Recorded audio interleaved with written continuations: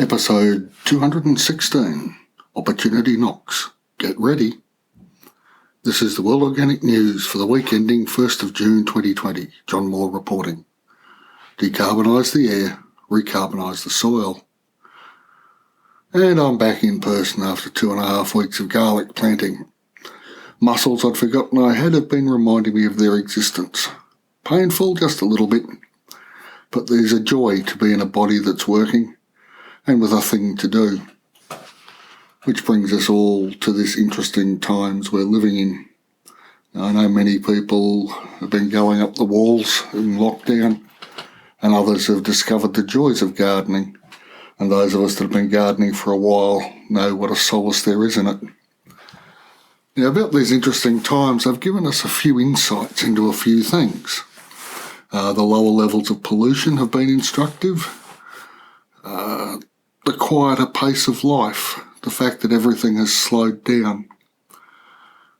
People have I've certainly come to see that a lot of the things that go on in society really aren't necessary. I was listening to a podcast on fast fashion today, something I'd never heard of, where it turns out most T-shirts and whatnot end up being burnt or in landfill because the fashion houses decide we'll make these 3 styles and see which one works. And they just order the full amount of all 3, knowing that 2 of them are going to be dumped. And all that for a $5 T-shirt, which probably doesn't get much wear after it's been washed 4 or 5 times because it falls apart. There's a lot of things that need changing. Now, I understand people are hurting also and that there's a need for people to get back to work. Those that especially need it because they have no support in the particular cultures they're living in, no financial support.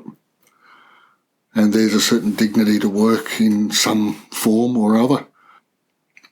The point, though, that I'd like to raise is just be careful out there as this lockdown loosens everywhere.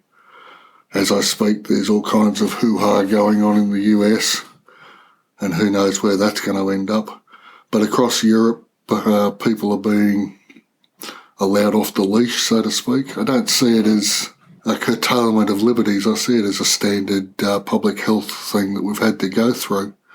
Here in Australia, they're talking about releasing the masses back onto the streets. Slowly, but, 5 or 10 people at a time in groups, depending on which state you're in. We're still a bit tight here in Tassie, because we have an older population anyway, and so people are a little bit concerned about second waves.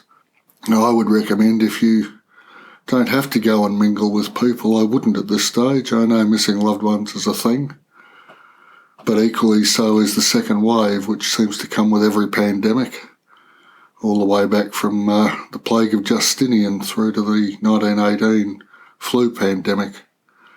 It's the second and third waves that seem to do the most damage. So stay safe out there. But the other point I'm trying to make is that a lot of people have seen the possibility for a new beginning. As I said there, with the lack of pollution, people have been able to see Mount Everest from Kathmandu, little things like this, which are quite spectacular in their own way. The canals of Venice clearing up with lack of pollution. I believe the dolphin spotting was a bit of a furphy, but never mind. Clean canals are clean canals. The drop in air pollution across lots of places has been instructive in that it shows what we'd actually come to learn to live with without realising how bad it was. And yes, of course, I'd love to see a possibility for a new beginning as we come out of the COVID lockdowns. My concern is the inertia of systems. There were people that were doing quite well out of the previous setup who'll do everything they can to return to it. We've seen our federal government here trying to sneak through ideas where they, instead of coal now, they're going to pour renewable energy money into gas, even though solar with storage and wind with storage and whatnot is already cheaper than either coal or gas-fired. The inertia of vested interests, though, always makes change difficult. But we can make changes ourselves. If we look back on what's happened here, particularly in the West, and as in the developed world, toilet paper shortages because there was a run on toilet paper. I never thought I'd see that in my country, but there you go. And the point being that we've all moved, in nearly all the world, to a just-in-time delivery system, which is fine if there's no disruptions or shortages or runs on particular items. And strange things have been happening. I read the other week that there was a beef shortage in the US. And of course, there's been outbreaks in abattoirs of the COVID, which makes it difficult, of course, to operate and make works. Space is cost, and so people are jammed in one cheek by jowl. Other consequences of this lockdown has been vegetables rotting in the fields. Now, the beef shortage and the outbreaks in abattoirs and vegetables rotting in the field are all a consequence of the food system we've been stuck with, which has made some people quite a lot of money and led to food deserts and over-processed food as well, leading to all kinds of endocrine disruptions. So clearly we've needed a better food system for a long time. What the current pandemic has shown is where the pinch points are, perhaps, where it's put a lens on the dangers of the system that we have. Of course, the way to overcome this is to shorten your supply lines, and I would suggest growing in your backyard or your paddock or on your balcony if you've got one, or in a window box if you don't, at least some of your food. I mean, you can't grow a lot in a window box, but you can supply all the herbs that you need. It is possible to store spuds, and herbs and spuds with a bit of dairy will actually keep you alive through most things. Supplies all the needs that the body requires. And so I think there is clearly a need to change the food system for the better, but remember the inertia within the system. And so to overcome this inertia, I think we have to do lots of little things. Now, lots of the little things we've been asked to do in the past have been quite virtuous, but I'm not sure they've actually had much effect. The great push for recycling waste and whatnot, and then it turned out that in a lot of places, even though everything had been sorted and separated, it all still went into landfill anyway. And while it's no big drama to separate things, the fact that the market system wasn't set up to deal with variations in volume, which is why people went bankrupt and everything ended up back in the landfill. And the other thing that we've been asked to do, which makes everyone feel quite virtuous, of course, is the removal of single-use plastics. Now, I have a problem with the term single-use plastics because any of those plastic bags we received got multiple uses here before they were eventually sent to landfill, which is unfortunately where plastic goes. I think perhaps if we change the upstream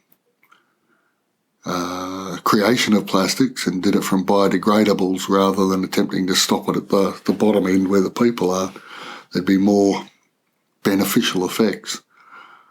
But with the outbreak of the pandemic, of course, reusable plastic bags are now a thing that may carry the virus.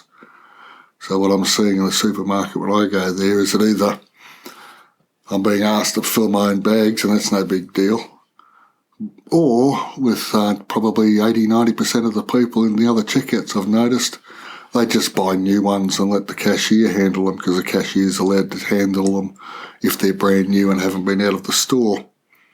So in effect, we're actually creating more plastic waste because we got rid of the single-use, in inverted commas, plastic bags.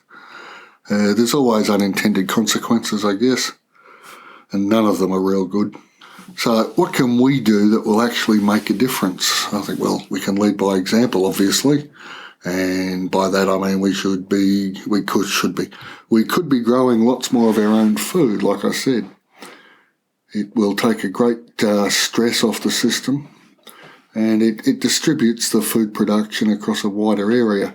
I've had a dream for a long time of turning every golf course into a series of small holdings, and using that to feed people that live nearby, particularly in cities and suburbs and whatnot. You could feed a whole suburb from one golf course. They've even set up the irrigation for us.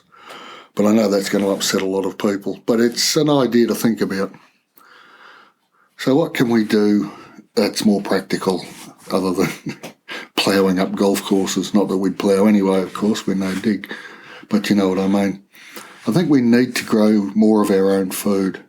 We need to make more of our own food, which involves cooking.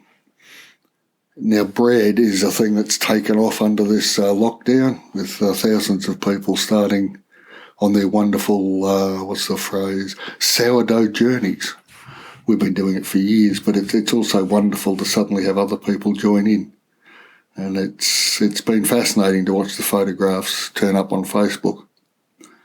So once we lead by example, by growing, by making our own food, bread, kombucha, sauerkraut, all those sorts of things, I think we need to distribute the information.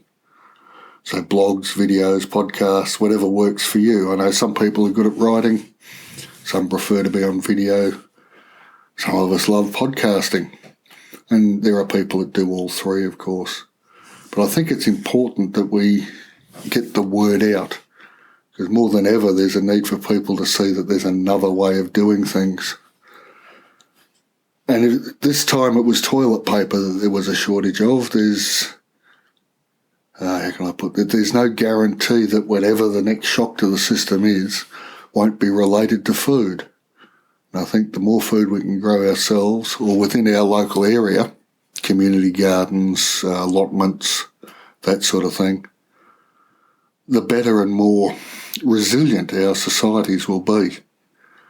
It's a difficult time, but I think we can do this. And to that end, as I think I've mentioned in the past few episodes, apart from the last two, of course, which were flashback episodes, there'll be a link to a Udemy course in the show notes entitled Growing a No-Dig Garden, which is something I've put together. Udemy's not overly expensive. They tend to have continual discounts. So if you want to have a look at that, that'll be fine. There's a link in the show notes. And you can also go to or send people that might be interested to episode 207, link again in the show notes, where I discuss growing a quick response garden to get yours happening swiftly. And I think to sum up, in this unusual time, if we put in the groundwork now, we can all change the world, even if it is only a little bit at a time to start with. And we can do it in a way that improves our lives and the lives of those around us. And in doing that, we will begin the process of decarbonising the air and recarbonising the soil.